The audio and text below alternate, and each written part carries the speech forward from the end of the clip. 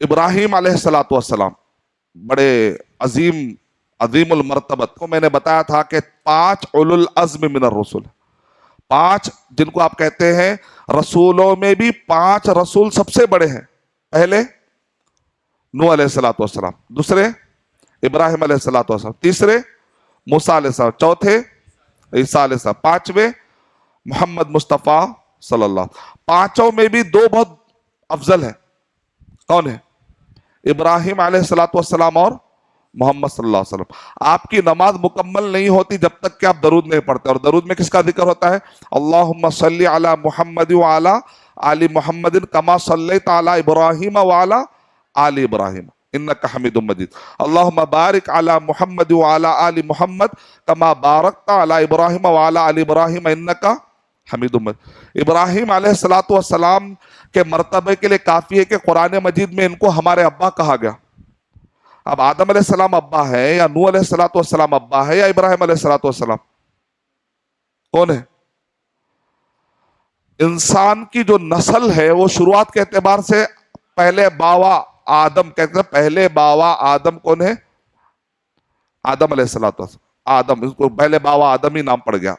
اور طوفان آنے کے بعد کوئی باقی نہیں تھا سوائے وہ 80 یا 82 جو ذکر آ رہے جو شپ میں سوار ہو چکے تھے، پھر ان کے بعد سے ہی نسل پہلی۔ اس کا مطلب اس زمانے میں دوسرے پہ کہیں پر بھی کوئی بھی انسان تھے نہیں، تو گویا کہ نوح علیہ الصلوۃ والسلام باوائے ثانی ہو گئے اس اعتبار سے۔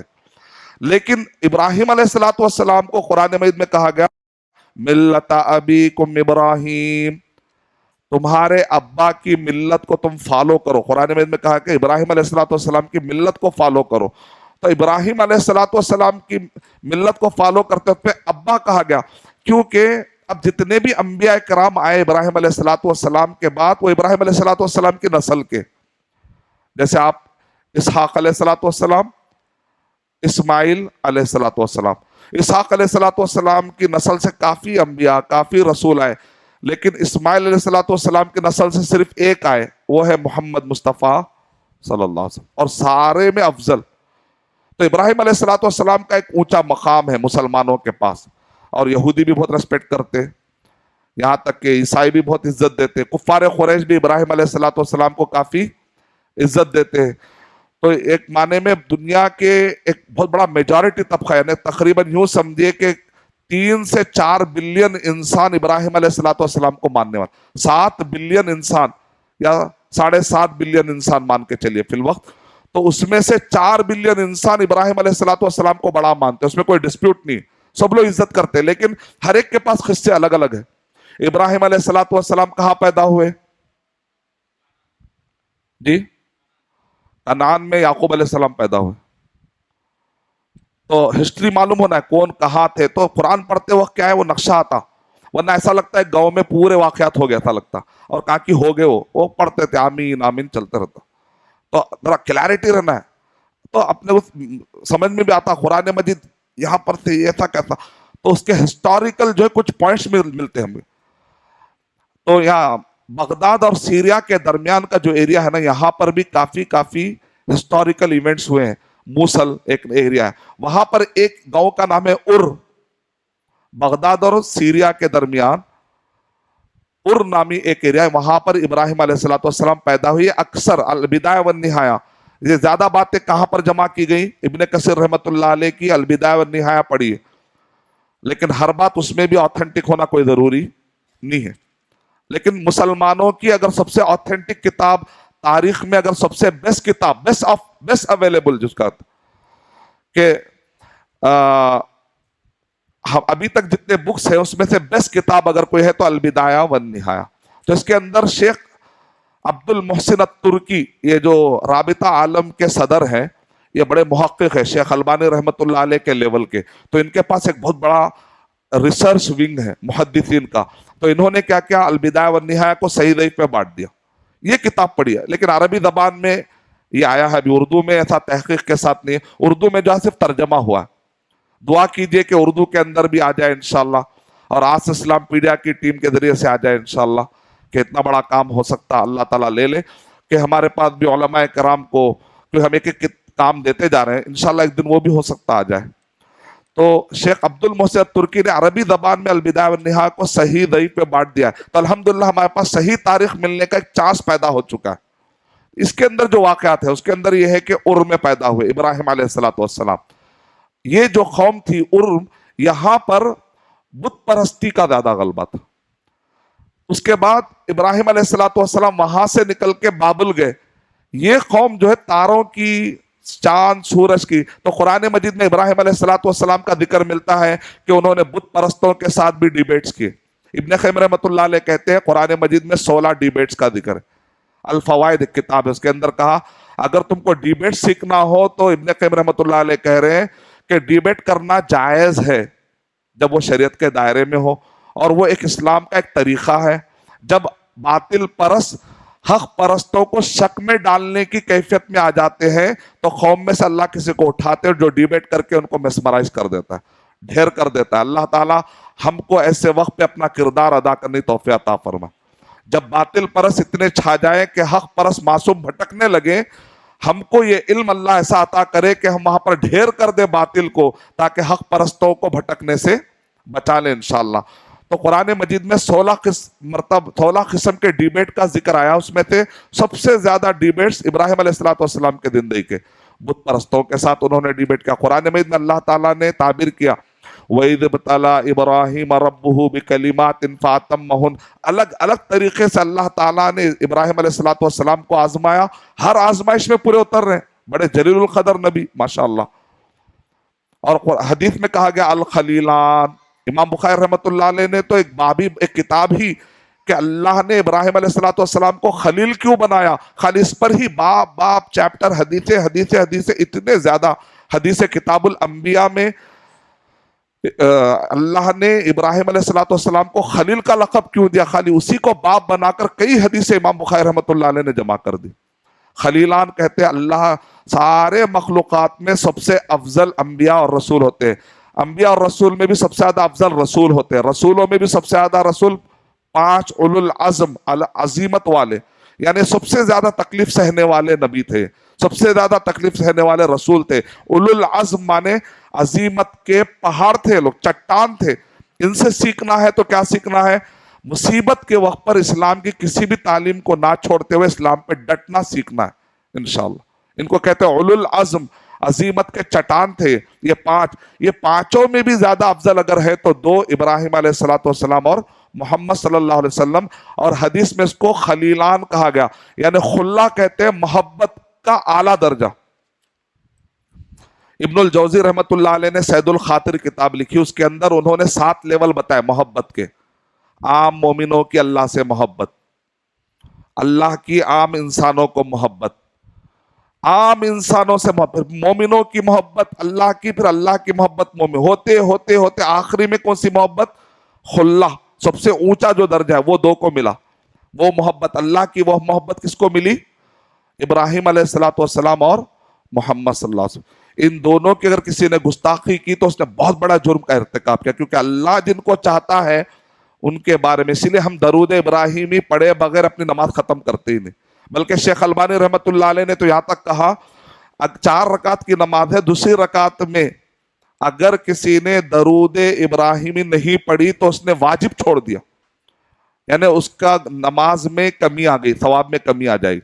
اکثر کیا کرتے ہیں ہمارے پاس دوسری رکعت میں اتحیات پڑھتے ختم، چوتھی رکعت میں یا مغرب کی تیسری رکعت میں درود پڑھتے، پھر اللہم انی ظلمت، پھر دوسری دعائیں پڑھتے. لیکن دوسری رکعت میں صرف اتحیات پڑھتے نہیں، ساتھ میں کیا پڑھنا چاہیے؟ درود ابراہیمی پڑھنا چاہیے. اتنی زیادہ فضیلت ہے. تو ان کو کہتے ہیں 2 خلیلان. تو ابراہیم علیہ السلام ار میں تھے تو وہاں پر مقابلہ ہوا. باپ خود بت پرست، بت تراش اور بت فروش، بت بیچنے والا، بت تراشنے والا، بت کی پوجا کرنے والا. بیچتا بھی تھا وہ، پھر اس کی پوجا بھی کرتا تھا، خود تراشتا بھی تھا. ابراہیم علیہ السلام سمجھ میں نہیں، تراشتے یہی ہے پھر جھکتے یہ. لاجک تو یہ ہے جس کو میں بنا انہیں میرے سامنے جھکنا، لاجک تو یہ ہے. یہ کیا ہے؟ ان کی فطرت قبول نہیں کر رہی. تو ابراہیم علیہ السلام کو اللہ نے فطرت پر رکھا. باپ نے کہا گھر سے نکل جاؤ. بولے میں تو سلامتی کی دعا کرتے ہوئے نکل جاؤں گا، لیکن یہ کام غلط ہے، اے ابا جان، اے ابا جان۔ سورہ انبیاء پڑھنے سے یا ابتی یا ابتی، کتنا پیار بھرے انداز میں۔ اگر آج ہم کو کوئی ہدایت مل جاتی ہے تو اپنے ماں باپ کے ساتھ بدتمیزی کر دیتے ہیں ہم، ایسا نہیں، بڑے پیار بھرے انداز میں ماں باپ کو سمجھانا ہے، اپنے بڑوں کو سمجھانا ہے۔ اگر کہیں پر ہم کو علم ملا تو سوسائٹی کے اندر حکمت کے ساتھ سمجھانا ہے، ان کو گرانا نہیں ہے۔ تم بھٹکے ہوئے ہو، بدعتی ہو، مشرک ہو، ایسے لفظ دینے کے بجائے یہ شرک ہے میرے بھائی، تم تو مسلمان ہے نا، یہ بدعت ہے میرے بھائی، تم تو مسلمان ہونا، ایسے سمجھائے کہ وہ آدمی آپ کا ہو جائے۔ یہ ابراہیم علیہ السلام کا طریقہ۔ تو ابراہیم علیہ السلام جب بابل گئے تو وہاں پر تاروں کو پوجا کرنے والی قوم، بابل پرانے زمانے سے بیبیلونین سیولائزیشن مشہور ہے، بہت پرانا۔ یہ یورپ سے آریا ہندوستان میں جو آئے، آرین سماج اس کو کہتے ہیں، دراویڑا اور آرین، یہ یورپ سے آئے گورے، تو وہاں کے بابل میں رکے۔ پھر یہ لوگ کیا کرے، ایسٹرولوجی سیکھے، یہاں پر تاروں کا بڑا علم تھا، وہ علم لے کے پھر اس کے بعد یہ لوگ ایران سائڈ گئے۔ وہاں پر کیا عقیدہ ملا ان کو، زوراسٹرینزم، جس کو آپ کہتے ہیں پارسیزم، دو خداؤں کو ماننے والے لوگ، دو خدا کو مانتے، خیر کا خدا، شر کا خدا۔ بولتے خیر کا الگ خدا ہے، شر کا الگ خدا، اندھیرا کا خدا الگ، روشنی کا خدا الگ۔ یہ دو عقیدے لے کر، اور یہ چاند، سورج، تاروں کو اتنا پڑھے کہ آخر میں مسمرائز ہو کے اس کی پوجا ہی شروع کر دی۔ آخر میں ان کے پاس ایک کنکلوژن آیا، آرین سماج کے پاس تھے توحید پرست، توحید بولتے، لیکن آتے ان کے اندر ایسے چیزیں آ گئی۔ پہلے تو وہ کہتے تھے ایسا کچھ نہیں ہے، لیکن جب جیسے بڑھتے گئے بت پرستی آ گئی، بھٹک گئے۔ آخری میں ان کے پاس کیسا آ گیا، ہر فائدہ پہنچانے والے کی بھی پوجا، ہر نقصان پہنچانے والے کی بھی پوجا، یہ کانسیپٹ لے کے انڈیا میں آ گئے۔ اور انڈیا میں آپ دیکھتے ہیں سانپ کی بھی پوجا ہوتی ہے، ادھر گائے کی بھی۔ کیوں؟ یہ فائدہ پہنچاتی ہے تو اس کا فائدہ چلتے رہنا چاہیے۔ اور یہ سانپ ہے، کہیں ڈس نہ دے ناگما، اور یہ جادوگروں کے پاس اس کی بہت زیادہ، سفلی علم کرنے والوں کے پاس کافی اس کی بڑی اہمیت ہوتی ہے۔ تو یہ لوگ اس کو بھی دودھ پلاتے ہیں اور یہاں پر بھی پوجا کرتے ہیں۔ تو آخری میں ان کے پاس ایک کانسیپٹ، قرآن مجید نے آ کر یہ سب مسکنسپشن کو توڑتے ہوئے کہا، سورہ جاسیہ سورہ نمبر 45 کے آیت نمبر 13، 14، 15، کہ اللہ تعالیٰ فرما رہے ہیں وَسَخَّرَ لَكُم مَا فِي السَّمَاوَاتِ وَمَا فِي الْأَرْضِ جَمِيعًا مِّنْهُ، آسمان اور زمین کے جتنے چیزیں ہیں، ہمالیہ پہاڑ کو دیکھے پوجا شروع کر دیے، سورج کو دیکھے پوجا شروع کر دیے، تاروں کو دیکھے، گائے کو دیکھے، سمندر کو دیکھے، زمین کو دیکھے، یہ دھرتی ہماری ماتا ہے بول دی۔ قرآن نے آ کر کہا یہ سب تمہارے خدا نہیں، یہ تو تمہارے نوکر ہے، نوکر۔ قرآن نے آ کر مینٹل بلاک توڑا، کیونکہ آدمی جس کو بہت زیادہ پوجا کرنے لگتا ہے کبھی اس پہ ریسرچ کرنے کی ہمت نہیں کرتا۔ ایک آدمی بت کو سجدہ کر رہا تو کیا وہ بت کو جا کے کبھی اس کے اوپر ریسرچ کرتا؟ جیسا ڈاکٹر جو اسٹیتھوسکوپ لگا کے کیسے بت آپ اچھے ہیں کیا، اس کو ہمت نہیں ہوتی میں کیسا ریسرچ کروں بھائی، ارے تو بت ہے۔ تو ویسا اگر ہمالیہ کو خدا سمجھ گیا تو کیا ہمالیہ پہ ریسرچ کرے گا؟ وہ ہمالیہ پہ ایسی ایسی جڑی بوٹیاں ہیں، وہ جڑی بوٹیوں سے کئی علاج مل جاتے، وہ ریسرچ کہاں کرے گا؟ سورج پر ریسرچ کرے گا تو سولار سسٹم آج ایک بہت بڑا ایک نظام جس کے ذریعے سے جو ہے نا، ایک سولار طاقت کے ذریعے سے آج لوگ فائدہ اٹھا رہے ہیں۔ اگر خدا سمجھنے لگیں گے تو وہ ہمت ہی نہیں ہوتی۔ یہ مسلمان ہیں جو توحید پھیلا کر پوری دنیا کے اندر ریسرچ کے انبار لگا دی۔ اگر گائے کو تم خدا سمجھنے لگو گے تو پھر اس پہ ریسرچ کب کرو گے؟ اس کے وٹامن کا کب پتہ چلے گا؟ اس کے دودھ کی اہمیت کا کب پتہ چلے گا؟ سمندر کو اگر تم خدا سمجھنے لگو گے تو سمندر کے جواہرات اور اس کے گوہر اور اس کے پر ریسرچ کب کرو گے؟ تو ہر چیز پر ریسرچ کرنے کے لیے پہلے مینٹل بلاک ٹوٹنا ضروری ہے۔ وہ توحید کی وجہ سے مینٹل بلاک ٹوٹ جاتا ہے الحمدللہ۔ تو ابراہیم علیہ السلام جو تھے بابل میں جب آئے تو دیکھے وہاں پر ایک خاص قسم کا شرک ہے، یہاں پر بت پرستی کا شرک ہے، وہاں پر تاروں کا، چاند کا۔ لیکن جو بھٹکنے والا ہوتا اثر لے لیے، جو آرین ہے وہ اثر لے لیے، یورپ سے ہوتے یہاں پر آ گئے وہ لوگ۔ آج دیکھیں ان کے رنگ تو یورپ کے جیسے ہیں، ہوتے اب سولے دونوں مل کے ایک نیا رنگ ہو گیا ہو جو وہاں سے آئے تھے، لیکن گزرے وہ لوگ بابل سے۔ لیکن ابراہیم علیہ السلام جا کے وہاں پر مقابلہ کرے۔ مومن کی مثال ایسی ہونی چاہیے، آپ اگر گئے شرک والوں کے ساتھ شرک جیسے باتیں کر رہے، بدعت والوں کے ساتھ گئے ان کے ہاں میں ہاں ملا رہے، حق پرست ایسا نہیں ہوتا۔ ابراہیم علیہ السلام کی طرح ڈٹ گئے۔ اور اس کے بعد قرآن مجید میں جو نقشہ کھینچا گیا، فلما جن علیہ اللیل رآ کوکبا، جب ابراہیم علیہ الصلوۃ والسلام نے دیکھا کہ رات آئی، تارے کو دیکھا. تو یہاں پر ابن کثیر رحمت اللہ علیہ کہہ رہے ہیں ایسا کبھی نہیں ہوا کہ کسی نبی نے شرک کر لیا ہو.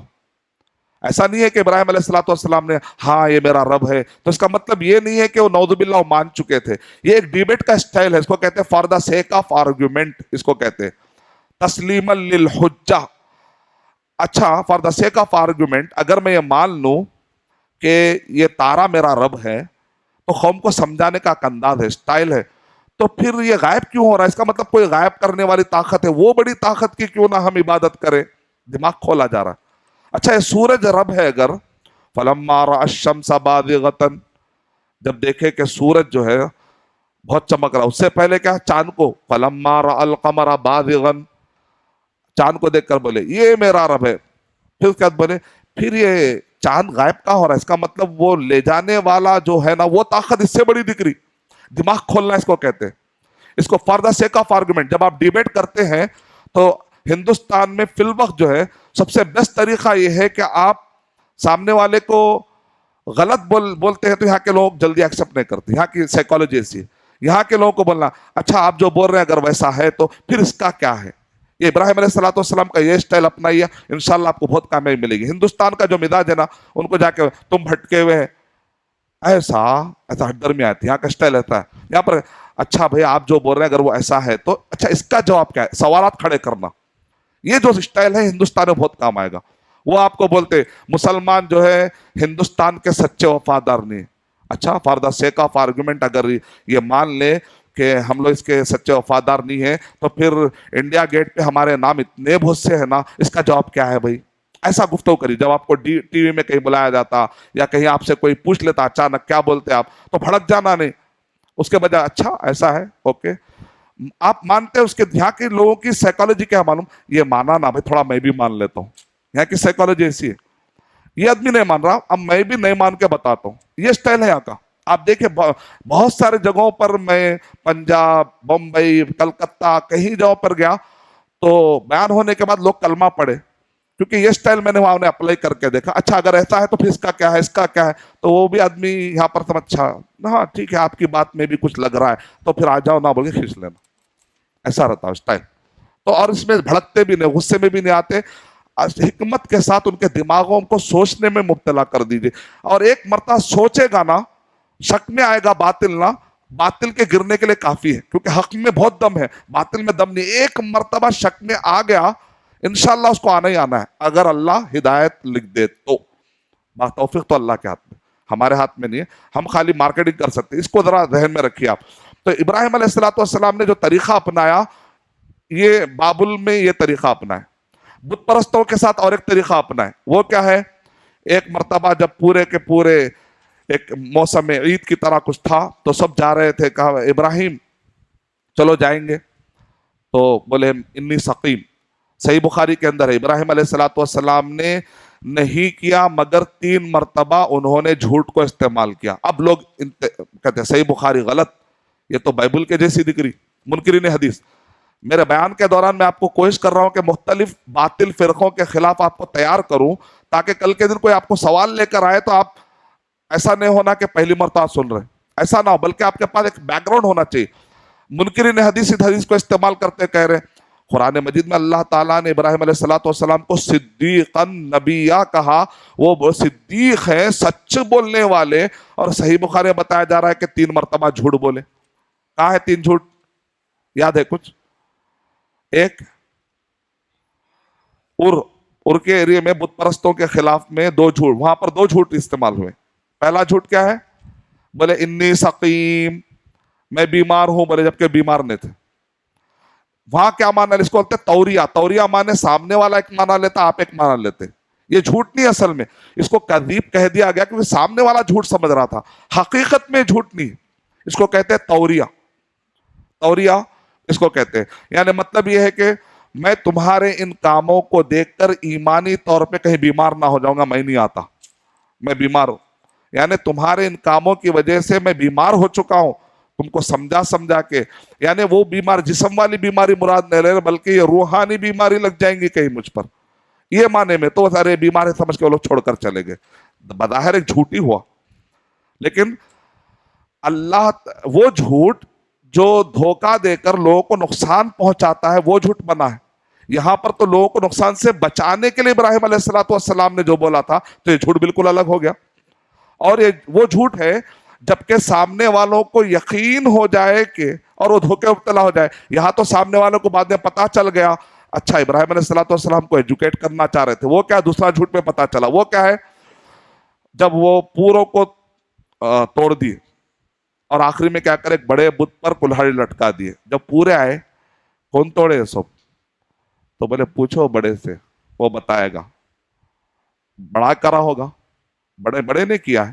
اب یہاں ایک دیکھنے میں جھوٹ ہوا حالانکہ کرے یہی تھے، یہاں پر ایک جھوٹ استعمال ہوا. تو پورے بت کو دیکھے پھر اس کا ابراہیم علیہ السلام کو دیکھے پھر اس کے بعد اپنے آپ کو دیکھ کے شرمندہ ہو گئے وہ لوگ. قرآن مجید میں نکیسو. اب ان کو پتا چل گیا کہ بہت ہی باریک طریقے سے آدمی جو ہے ہم کو ایجوکیٹ کر دیا بھائی. اب ان کو بہت برا لگا. اتنے ایسا سمجھاتے کون تم؟ مطلب ہے کہ یہ کیسا مار سکتا؟ مطلب کیا نکلا؟ جب یہ مار نہیں سکتا تو تم کو کیا دے سکتا ہے؟ جب یہ بتا نہیں سکتا تو پھر تمہارے حاجتیں پورے کیسے کر سکتا ہے؟ ایک چھوٹے سے سوال کا حل یہ نہیں کر سک رہا تو پھر باقی کے بڑے بڑے سوالات بہت سارے باتیں آگے اس میں. ارے بہت باریک طریقے سے شرک کا جو ہے نا یہ آدمی گلا گھوٹ دیا. اب ان کو اتنا غصہ ہے. البدایہ والنہایہ میں اس کا نقشہ کھینچا گیا کہ بولے سب لوگ لکڑی جمع کرو. لکڑی کئی دنوں تک لکڑیاں جمع کیے گئے گھٹے لا کر. یہاں تک کہ ایک عورت نے نظر مانی اگر میں اچھی ہو گئی تو میں جا کر وہ لکڑیاں اپنے ہاتھ سے رکھوں گی. تو سب نے کئی عرصہ لگا جمع کرے. ایک وقت آیا کہ لکڑیاں بہت جمع ہو گئے.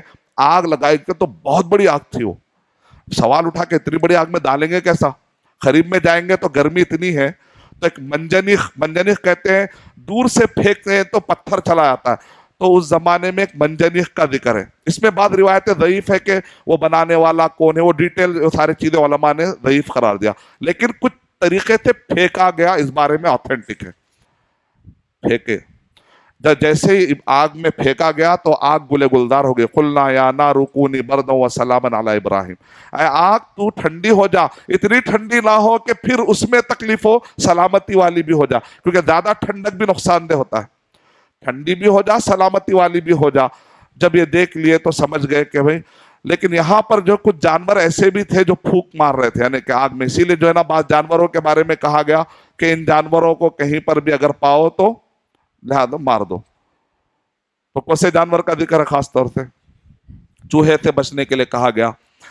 تو یہاں پر پھونکنے کے لیے اسی طرح گرگٹ کا ذکر آتا ہے یا چپکلی کا. تو یہ سب چیزوں کو اللہ کے نبی صلی اللہ علیہ وسلم نے ارشاد فرما دیا کہ چپکلی اور گرگٹ کو مارو اور اس سے کتنا ثواب ملے گا؟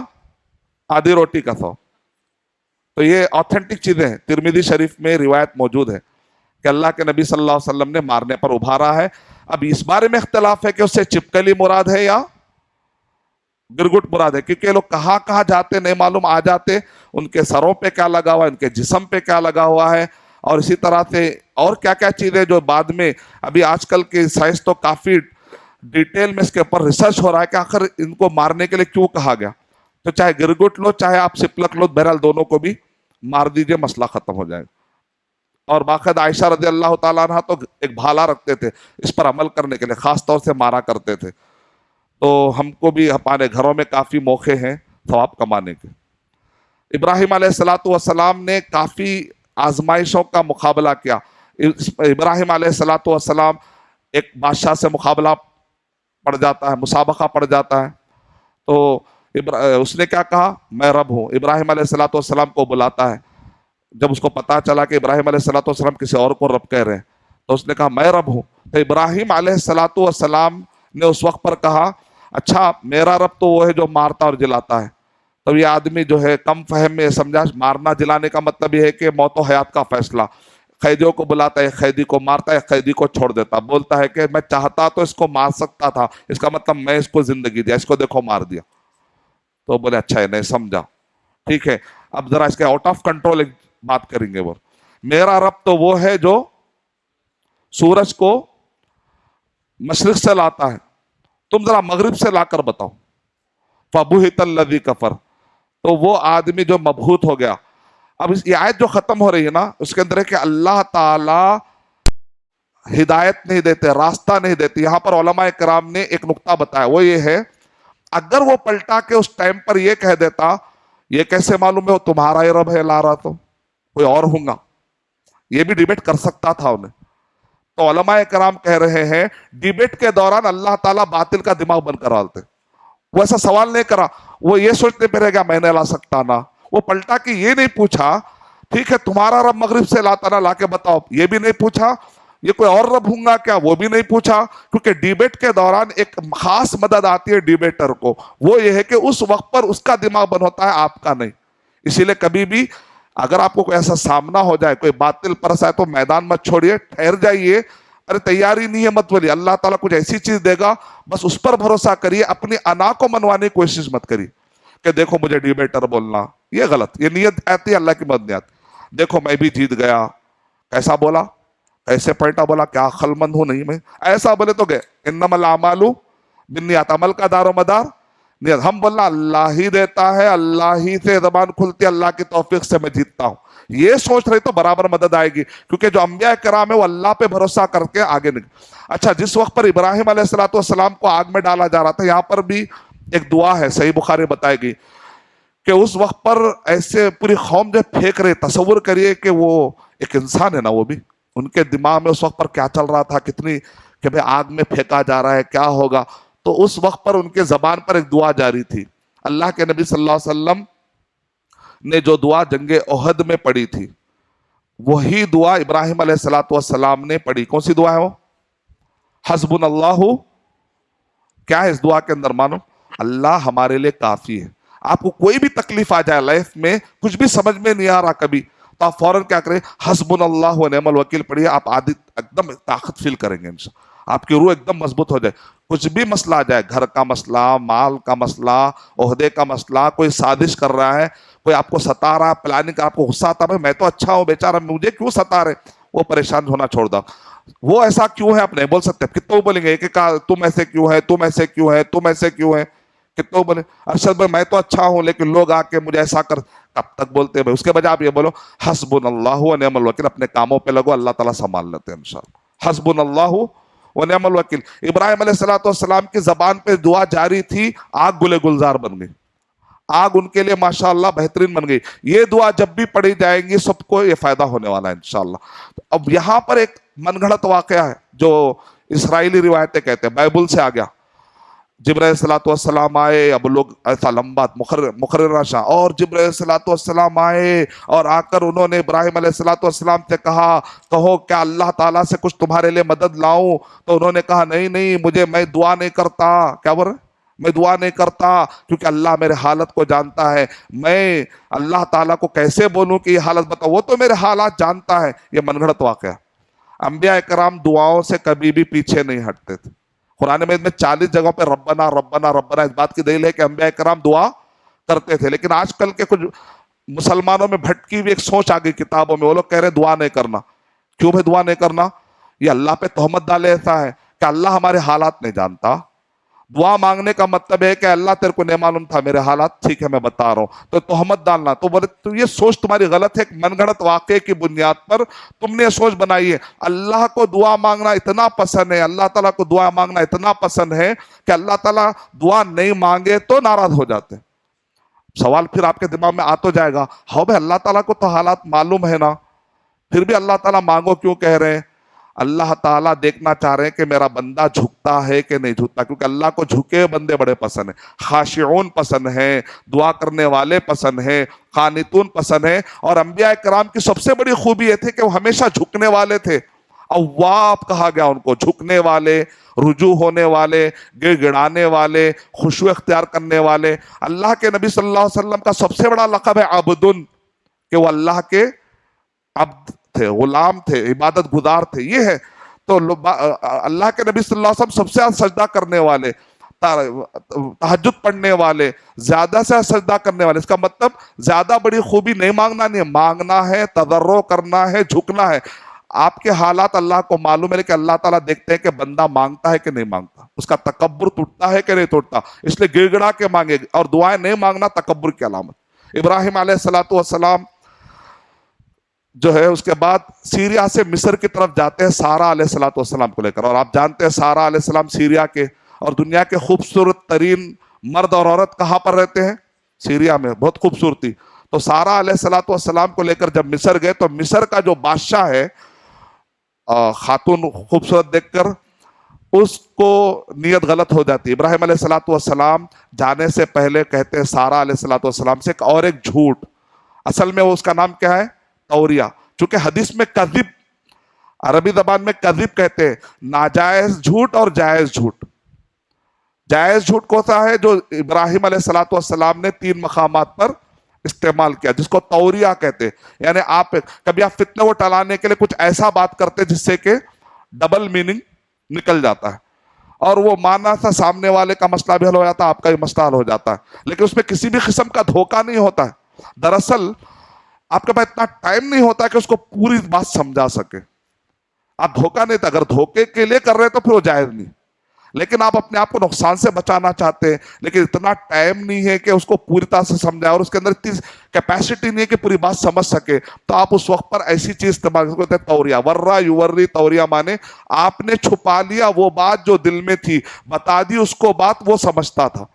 تو اس کو کہتے ہیں جھوٹ کی ایک قسم ہے جو حلال کر دی گئی. اور یہ کہاں کام آتی ہے؟ 3 جگہوں پر.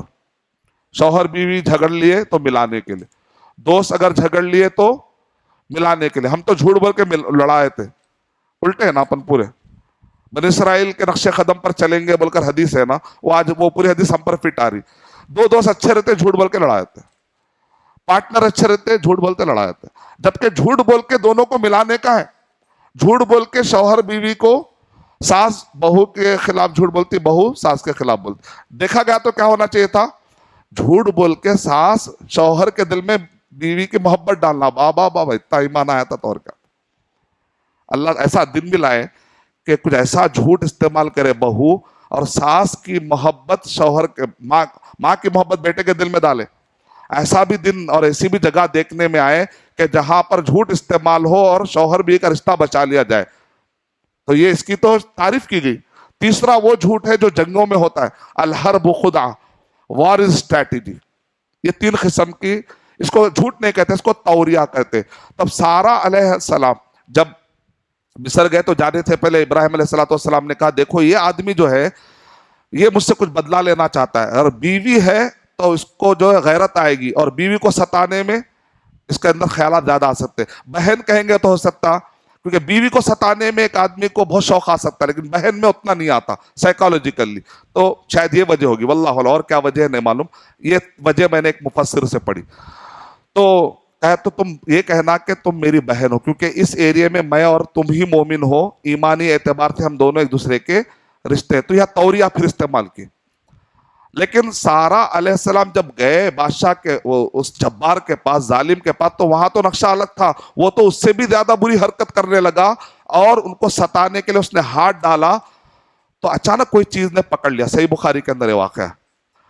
تو اس نے، اس جبار نے کہا، اس ظالم نے کہا دعا کرو دعا کرو دعا کرو. تم، اس عورت خاتون نے دعا کیا، بڑی نیک خاتون تھی، ابراہیم علیہ الصلوۃ والسلام کی اہلیہ. تو دعا کرتے ہی اس چیز نے چھوڑ دیا، اس چیز نے چھوڑ دیا.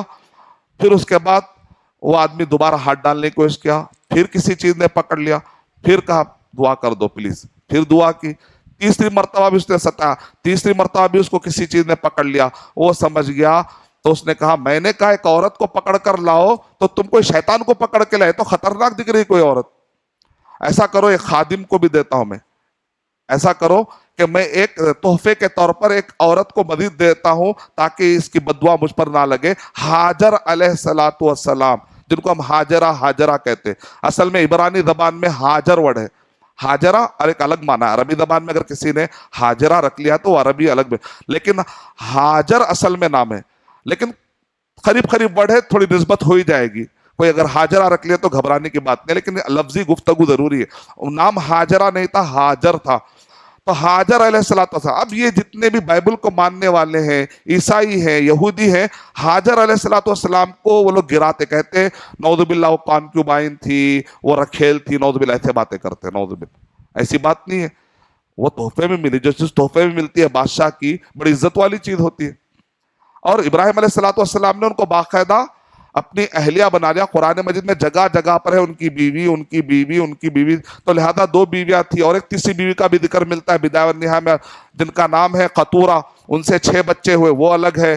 سارہ علیہ الصلوۃ والسلام وہ الگ ہے, ہاجر علیہ الصلوۃ والسلام وہ الگ. 2 تو کنفرم ہے قرآن مجید کے حساب سے, باقی کا تاریخ اعتبار سے.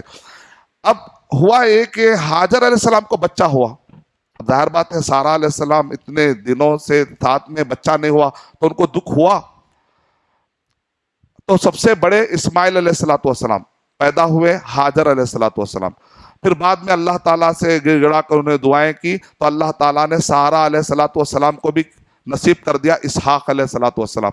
اور اسحاق علیہ الصلوۃ والسلام 13 سال چھوٹے تھے اسماعیل علیہ الصلوۃ والسلام سے. اور یہ اس وقت پر ملی خوشخبری جبکہ لوط علیہ الصلوۃ والسلام کی قوم پر عذاب آ رہا تھا. سورہ ذاریات اگر آپ پڑھتے ہیں 27واں پارہ, قال فما خطبکم, تو یہاں پر پورا وہی ذکر ہے کہ وہاں پر جو فرشتے آئے تو بولے بھئی یہ فرشتے, وہ سمجھے شاید مہمان آئے, تو ابراہیم علیہ الصلوۃ والسلام گئے جا کر ایک بچڑا لانے کو اس کے, لیکن دیکھے کہ ان کے ہاتھ آگے نہیں بڑھ رہے. ابراہیم علیہ الصلوۃ والسلام کے زمانے میں دعوت قبول نہیں کرنے کا مطلب, کھانے کی دعوت قبول نہیں کرنے کا مطلب یہ تھا کہ ہم تم سے لڑنے آئے ہیں. تو ابراہیم علیہ الصلوۃ والسلام کو خوف ہے کہ لڑنے تو نہیں آئے, لوگ کھا کیوں نہیں رہے. تو بولے نہیں ہم اس لیے نہیں آئے, اس لیے نہیں کھا رہے کہ ہم دشمن ہیں, ہم اس لیے نہیں کھا رہے کیونکہ ہم فرشتے ہیں, ہماری یہ غذا نہیں. تب ان کو پتا چلا کہ اچھا یہ فرشتے ہیں, مطلب غیب نہیں جانتے. ہمارے پاس لوگ بولتے سب غیب جانتے ہیں انبیاء کرام, یہاں پر ان کو غیب نے بولنے تک بھی پتا نہیں چلا.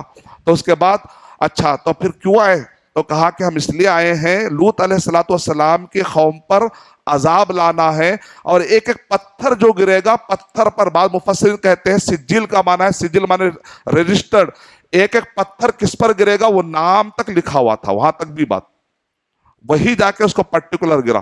اور قوم لوط علیہ الصلوۃ والسلام کی قوم جو بدکاری کرتی تھی, مرد سے گندگی کرتے تھے, تو یہ جو آج کے دور میں نعوذ باللہ ایک بہت بڑا فتنہ بنتے جا رہا ہے.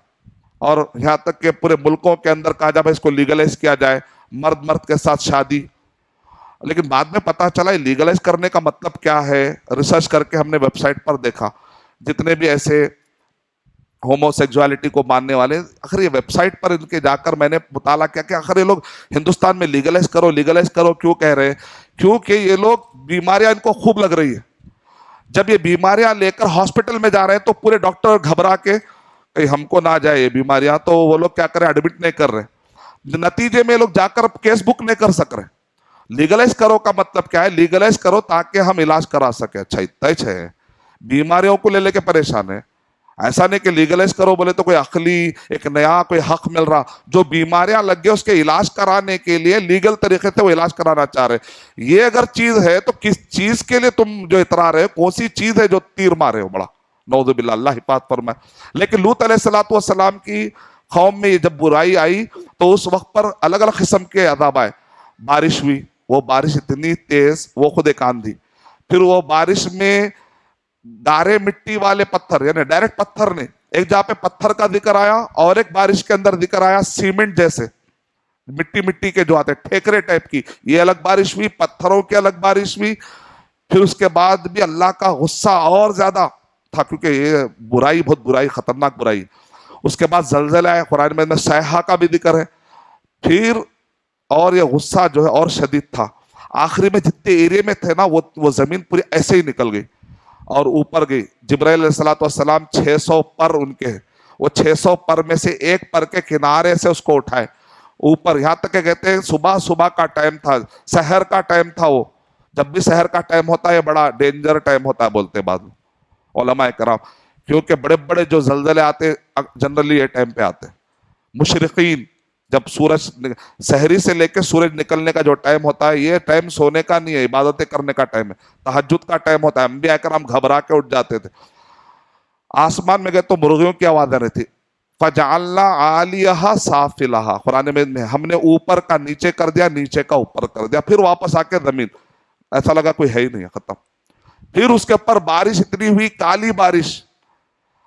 بعد میں لوگ کہتے ہیں ڈیڈ سی ہے, ڈیڈ سی سے اس کا کوئی تعلق نہیں. البحر المیت جو جارڈن میں ہے اس سے دور جگہ پر واقعہ پیش آیا.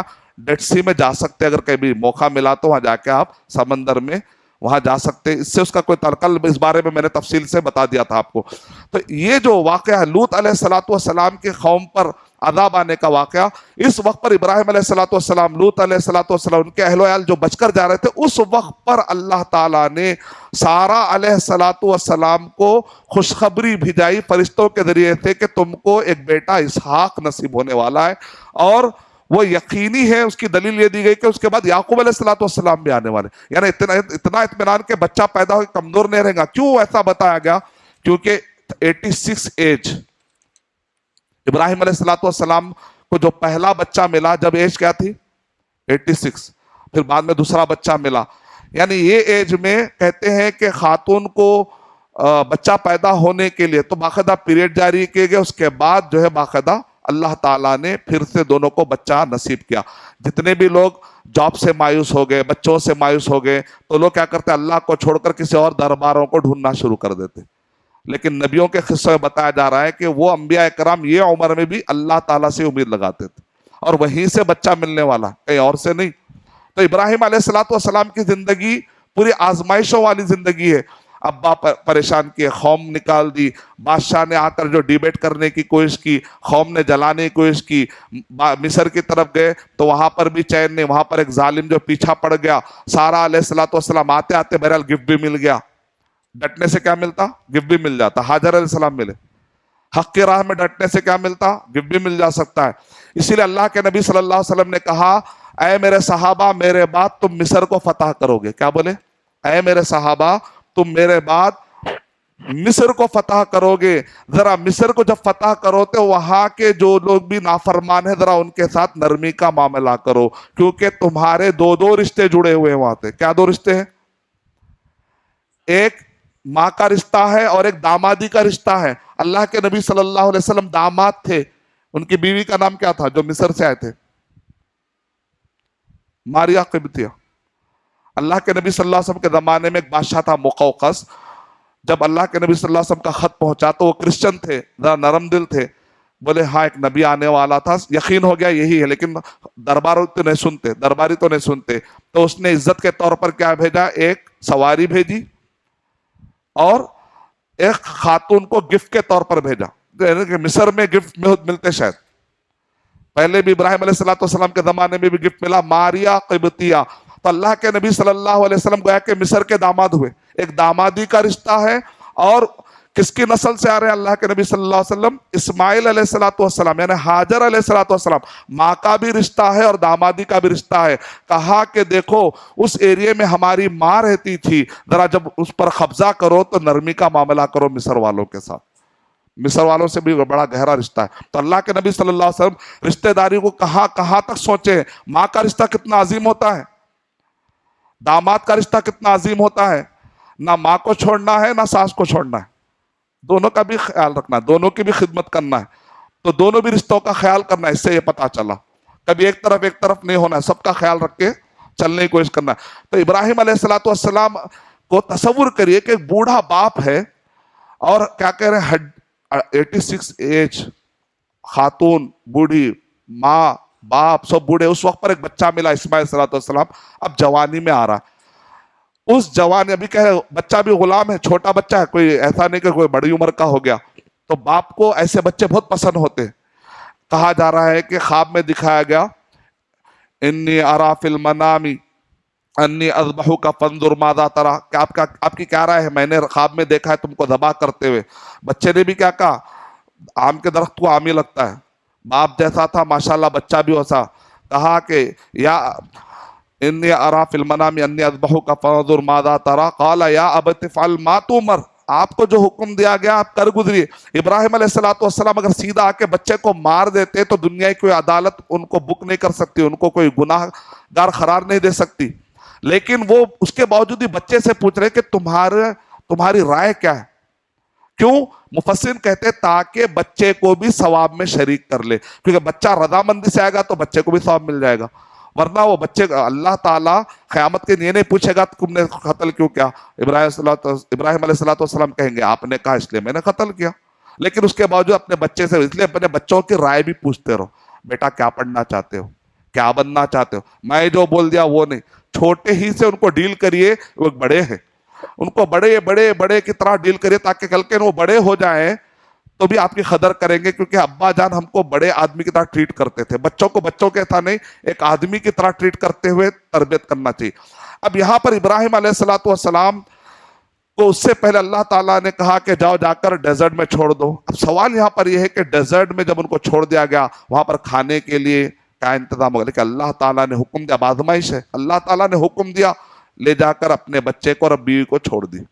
लेकिन अखबार मक्का एक किताब है, उसके अंदर इमाम फाकी रहमतुल्लाह अलैह ने हसन सनद के साथ ये वाकया जिक्र किया है। इब्राहिम अलैहिस्सलाम छोड़कर गए, लेकिन हर महीना याकूत, एक पत्थर है कीमती, उसके घोड़े की तरह उस पर वो बैठकर आते थे। कैसा आते थे अल्लाह बेहतर जानता। वो अल्लाह ताला जो बुराक चलाने वाले, वो अल्लाह ताला जो सुलेमान अलैहिस्सलाम को हवा में उड़ाने वाले हैं, वो जो तख्त जो 2000 किलोमीटर दूर पर था, यमन से सीरिया चले गया सुलेमान अलैहिस्सलाम के दरबार में, तो अल्लाह ताला को मालूम है कैसे पहुंचाना। हर महीने आते थे और आकर बीवी बच्चों की खबरगिरी करके जाते थे। इससे क्या पता चला, महीने में एक मरतबा अपने बीवी बच्चों को जरा स्पेशल ट्रीटमेंट भी कर देना, रिपोर्ट लेना, बराबर जा रहे, दीन एतबार से क्या है, हर दिन तो तवज्जो देना ही है, लेकिन महीने में एक मर्तबा देखना बच्चा मेरा दीनी एतबार से क्या जा रहा है, नमाज पढ़ रहा है नहीं पढ़ रहा है, घर के हालात क्या है, बीवी क्या चाह रही है, बच्चे क्या चाह रहे, एक खुसूसी तवज्जो भी देनी चाहिए। इससे भी पता चला एक महीना बाकायदा उनको अल्लाह सुब्हानहू तआला पहुंचा रहे थे, वो खबर लेकर जा रहे थे। एक मरतबा अल्लाह ने हुक्म दे दिया ज़बाह करने के लिए, तो ज़बाह करने के लिए भी तैयार हो गए। अब आप जब जाते हैं अरफा के मैदान, मिना अरफा ये सब एरियो में जाते हैं, तो एक जगह पे पहाड़ पे ऐसा कमान बनाए हैं, भाई शायद ये मकाम था होगा जहां पर इस्माइल को ले जाकर ज़बाह करने की कोशिश की। दरमियान में शैतान सताने की कोशिश कर रहा था, पत्थर फेंक कर मारे गए, जिससे कि हम जो रमी करते हैं एक सुन्नत जारी हो गई। और उससे पहले हाजर अलैहिस्सलाम वहां पर थे, जब बच्चा बिलक रहा था और पानी के लिए तरस रहा था, तो माँ इधर से उधर भागती। एक माँ कितनी मेहनत कर रही, कितनी मशक्कत, सफा मरवा, यहां तक के जिब्राइल आए और आकर उन्होंने पर मारा, तो वहां से जमजम निकलना शुरू हो गया। अक्सर हमारे पास मनगढ़ंत किताबों में क्या लिखा हुआ है, इस्माइल अलैहिस्सलाम ने अपने पैर रगड़े तो पानी निकला। ये मनगढ़ंत पूरे वीडियो में ऑडियो में सुनते रहते आप। असल में क्या है, अल्लाह के नबी सल्लल्लाहु अलैहि वसल्लम ने जमजम को, सही बुखारी के अंदर बाब बांधे, इमाम बुखारी रहमतुल्लाह अलैह, जमजम का नाम इमाम बुखारी रहमतुल्लाह अलैह ने बाब में कहा बाबु हजमत या हुजमत जिब्राइल, यानी जमजम को उन्होंने क्या कहा, जिब्राइल के पर का असर, यानी जिब्राइल सल्लल्लाहु अलैहि वसल्लम ने आकर पर मारा, तो इससे पता चला जिब्राइल सल्लल्लाहु अलैहि वसल्लम का जो पर था ना, वो मामूली नहीं था। कई लोगों को मिसकंसेप्शन है, ये फरिश्ते जो होते ना मासूम होते, वो लोग बोले हमारे वली क्या थे मालूम, एक मरतबा मलकुल मौत जो रूह एक पोटली में डाल के जा रहे थे, जाकर पीछा करे वली, जाकर बोले ऐ मलकुल मौत, माँ रो रही है, मैं वादा करके आया हूं, मेरी मुरीदा है वो, तो क्या करूं, जो रूह वापस दो, रो रही, मैं वादा करके आया हूं। अरे ऐसा कैसा दूं, नहीं थे, तो वो पोटली पे मारे, मारते ही उस दिन जितने मुर्दा थे पूरा जिंदा हो गए। अगर वाकई जिंदा हो तो पूरे घर छोड़ के भाग जाते। ये सब मनगढ़ंत वाकयात, ऐसा मारे, वो लोग समझते मासूम रहते बेचारे, मम्मी डैडी के वैसे बच्चे, ऐसा नहीं है। एक पर मारे तो पूरा डेजर्ट में से पानी निकल के आ रहा, ऐसा एक पर उठा दे तो लूत अलैहिस्सलाम के कौम को पलटा दे रहे, वो भी को से 600 पर में के एक पर के किनारे को। फरिश्तों के बारे में बहुत अंडरस्टिमेट करते, ऐसा नहीं होना चाहिए। ये गलत तस्वुर की वजह से गलत अकायद पैदा होते।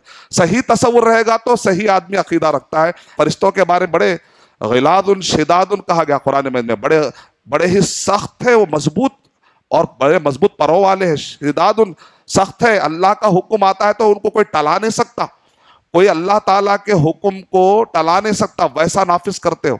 तो फरिश्तों के बारे में भी मिसकंसेप्शन दूर कर लेते जाना है। तो हाजर अलैहिस्सलाम को अल्लाह सुब्हानहू तआला ने गिफ्ट दिया जमजम। जमजम का माना है, जमजम का माना रुकना, जमजम जमजम जम, क्योंकि ये पहले, और एक जमजम का माना है बहना, यानी डबल माना है इसके अंदर। इब्रानी जबान में अलग माना है और अरबी जबान में अलग माना है।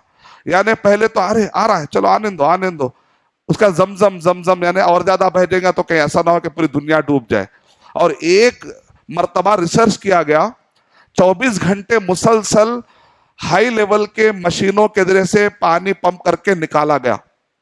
دیکھتے ہیں کتنی دیر میں واپس پانی آتا ہے. کئی اس کا میں نے ذکر میرے اپنے ETV اردو کے بیانوں میں تفصیل سے میں نے کیا ہے. تو کتنے کلومیٹر ہے کیا ہے سب کا میں نے ذکر کیا. اور اس کے بعد کہتے ہیں صرف 3 منٹ کے اندر 24 گھنٹے میں جو پانی نکالا گیا 3 منٹ کے اندر واپس آ گیا. اس لیے ہمارے استاذ کہتے تھے اگر کوئی زندہ ایمان کے نشانیاں دیکھنا چاہتا ہے ایک مرتبہ زمزم کو دیکھ لے, ایک مرتبہ مقام ابراہیم کو دیکھ لے.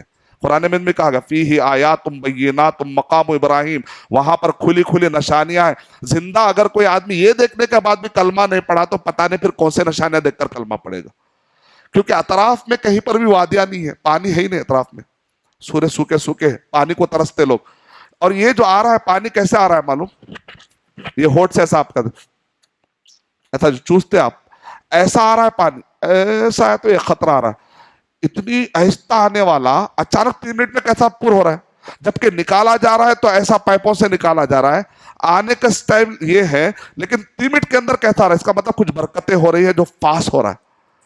اور اطراف میں ایسا کچھ نہیں ہے کہ کوئی بہت بڑا جو ہے وہاں پر جیسے دجلہ فرات بہ رہا ہو یا جیحان یا سیحان بہ رہا, ایسا کچھ نہیں ہے. لیکن اللہ کے نبی صلی اللہ علیہ وسلم نے کہا ایک تو ملا ہے حجر اسود کے نیچے اور ایک نہر ہے, صفا اور مروہ کے نیچے ایک نہر ہے. تو لوگ منکرین حدیث کیا کرے, یہ حدیث ایک زمزم ملا ٹھیک ہے, یہ حدیث کے اندر بہت زیادہ ہی بتا دی. تو منکرین اس کا مذاق اڑاتے تھے. تو کنگ عبدالعزیز کا جو بادشاہ ہے تو ایک مرتبہ ملک فیصل یا ملک فہد رحمت اللہ علیہ نے ٹھان لیا یہ حدیث کو ریسرچ کر کے رہیں گے. کہا کہ کھودو, کھودتے گئے کھودتے گئے کھودتے گئے, اندر سے نہر ایک باریک نہر نکلی.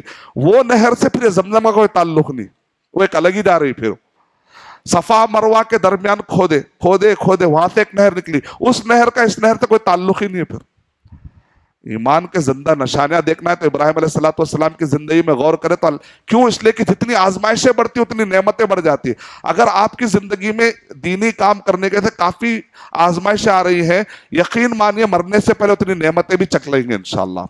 گھبرانے کی ضرورت نہیں, بس ڈٹ کے رہنا. بس اس راہ میں ہم کو ڈٹنا ہی اس کا بہت بڑا آپ کی طرف سے ایک بہت بڑا عمل ہو گیا. دین کی راہ میں ڈٹنا بھی ایک بہت بڑا عمل ہو گیا. کتنا, اتنا عمل کرو اتنا عمل کرو کہ صبر کے لیول پر پہنچ جاؤ. تو صبر سب سے بڑا عمل ہے. لوگ بعض لوگ سے صبر سب, ایمان اتنا بڑھاؤ کہ یقین کے لیول پر پہنچ جاؤ. عمل اتنا کرو کہ صبر کے لیول پر پہنچ جائے. ابن قیم رحمۃ اللہ علیہ کرے جس کے اندر یہ 2 صفتیں آ جائیں گی اللہ تعالیٰ اس کو اس زمانے کا لیڈر بنا دیں گے. اگر کسی کو لیڈر بننے کی خواہش ہے, بہت پاورفل لیڈر, لوگوں کے درمیان میسمرائزنگ کوئی کیریکٹر ادا کر کے جانا چاہ رہا ہے, تو 2 چیزیں اپنے اندر پہ, ایسا یقین اللہ ایمان جو یقین کے لیول کا ہو, اور ایسا عمل جو صبر کے, صبر مطلب نیکیوں پہ ڈٹ جانا, نیکیوں کو چھوڑنا نہیں, برائیوں کے خلاف ڈٹ جانا, برائیوں کے خلاف نہیں جانا. صبر ہی ہوگا. صبر کرے تو برائی کے قریب نہیں جائے گا, صبر کرے گا تو نیک عمل کرے گا, صبر کرے گا تو مصیبت پہ ڈٹ کرے گا. اس کو کہتے ہیں 3 قسم کا صبر اپنا لے. تو ابراہیم علیہ السلام کی زندگی, اسماعیل علیہ السلام کا جب پانی نکلا تو یمن کے قبیلے والے گزر رہے تھے, جا کے پانی ہے رہ جانا کیا, تو حاجر علیہ السلام نے کہا رہ جاؤ. یہ لوگ عربی زبان لے کر آئے, ابھی تک عبرانی زبان چل رہی تھی. اسماعیل ابراہیم علیہ السلام عربی زبان نہیں, عبرانی زبان بات کرنے والے. یہاں سے جو قبیلہ گزرا یمن کا, ان کو عربی زبان آتی. تو اصل عربی زبان کہاں پر بولی جاتی تھی؟ قوم عاد عربی زبان بولنے والی, قوم سمود عربی زبان بولنے والی. یہ جو کعبہ ہے, میں نے کہا نا کعبے کو دال کیسا بنا, سمود صالح یمن, یمن عربی پٹی تھی, عاد عربی بولنے والے, سمود عربی بولنے والے. یہاں سیریا میں عبرانی زبان تھی. جب ابراہیم علیہ السلام اسماعیل علیہ السلام کو چھوڑے تو ابھی یہ بچہ تھا, تو لینگویج, یہ جو چھوٹی عمریں ہوتی ہیں لینگویج کی عمر ہوتی ہے, زیادہ ہائی قسم کے معلومات دینے کی عمر نہیں ہوتی. بچپن میں جتنے لینگویجز بچوں کو پڑھا سکتے پڑھا لینا. یہاں سے یمن والے جو گزرے تو ان کو عربی سکھائے. عرب کی پٹی پر سب سے پہلے عربی میں بات کرنے والے اسماعیل علیہ السلام یہاں ہیں. اسماعیل علیہ السلام نے عربی سیکھی. اس کو کہتے ہیں عرب کی 3 قسمیں, ایک عرب عاربہ اصلی عرب یمن, عرب بعیدہ وہ عرب جو تباہ ہو گئے عاد اور سمود, عرب مستعربہ وہ جو بعد میں جنہوں نے عربی کو اڈاپٹ کیا وہ تھے اسماعیل علیہ السلام. اور ان کی نسل میں چلتے چلتے چلتے پورے سعودی عرب میں عربی ہو گئی, ورنہ اصل میں سعودی عرب میں آبادی تھی نہیں. اللہ تعالی ابراہیم علیہ السلام نے آ کر مکے کو بسایا اور مکے کو بسانے سے پہلے ایک دعا کی، مکے کو بسانے کے بعد ایک دعا کی۔ اب جتنی نعمتیں ہیں سعودی عرب میں آپ دیکھ رہے ہیں، یہ نبیوں کی دعائیں کی برکت ہے کہ وہاں چیزیں اگتی نہیں لیکن ہر چیز کا پھل وہاں پر پہنچ جاتا ہے۔ تو یہ اسماعیل علیہ السلام کی زندگی، اسحاق علیہ السلام کی زندگی سے ہمیں کچھ سبق مل رہے ہیں۔ تو انشاءاللہ تفصیلی طور پہ میں بتاؤں گا۔ پھر یوسف علیہ السلام کے زمانے کے بعد پھر موسیٰ علیہ السلام، پھر موسیٰ علیہ السلام کے یوشع بن نون، پھر اس کے بعد داؤد علیہ السلام، سلیمان علیہ السلام، فرعون کے ساتھ کیسا مقابلہ کہ موسیٰ علیہ السلام، یہ سب تفصیلات انشاءاللہ آئیں گی۔ یہ ابھی تک تھا۔ میں اللہ تعالیٰ سے دعا کرتا ہوں کہ اللہ تعالیٰ ہم سب کو نبیوں کی زندگیوں سے اپنے زندگیوں کو بدلنے کی توفیق عطا فرمائے۔ آمین۔ وآخر دعوانا الحمدللہ رب العالمین۔ السلام علیکم ورحمۃ اللہ۔